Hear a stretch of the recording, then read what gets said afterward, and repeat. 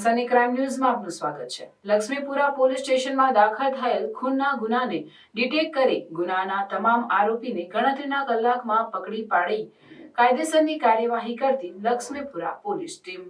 વડોદરા શહેરના police commissioner Narasimha Kumar તથા અધિક પોલીસ કમિશનર નીના પાટીલ સાહેબ તરફથી શહેરમાં કાયદો અને વ્યવસ્થા જળવાઈ રહે તેમજ શરીર સંબંધી બનેલ ગુનાઓ શોધી કાઢવા સૂચના કરેલ હોય, જે આધારે નાયબ police commissioner zone 1 JC Kothiya સાહેબ તથા મદદનીશ police commissioner B division RD Kava સાહેબના સીધા માર્ગદર્શન હેઠળ લક્ષ્મીપુરા પોલીસ સ્ટેશનના પોલીસ ઇન્સ્પેક્ટર કે લાઠિયાનાઓની સીધી દોરવણી હેઠળ રાત્રિના સમયે હાલમાં કાયદો અને વ્યવસ્થાની સ્થિતિ જળવાઈ રહે તે અંગે સૂચના કરેલ હોય, જે આધારે લક્ષ્મીપુરા પોલીસ સ્ટેશન વિસ્તારના ભેંસાસુર નગર ઝુંપડપટ્ટી ખાતે તારીખ 19/3/2025 રાત્રિના સમયે સામાન્ય બોલાચાલી ઝઘડામાં પિયુષ રાઠોડ ઉંમર વર્ષ 28 નાની તેના પાડોશી પ્રવીણ પંચાલ તથા